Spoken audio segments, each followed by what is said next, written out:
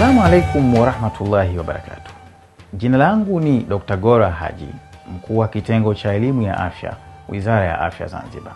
Ndugu wananchi, mwezi mtukufu wa Ramadhani ni kipindi cha ibada, nidhamu na kujijenga kiroho. Lakini pia ni fursa muhimu sana ya kujenga afya ya mwili na akili zetu. Tunapofunga ni muhimu kula kwa mpangilio na kwa kiasi. Tunapaswa kuzingatia kula vyakula mchanganyiko kutoka makundi yote 6 ya vyakula, ambayo ni kundi la nafaka na mizizi yake, kundi la wanyama wa nchi kavu na baharini, mboga mboga, matunda na kunywa maji ya kutosha.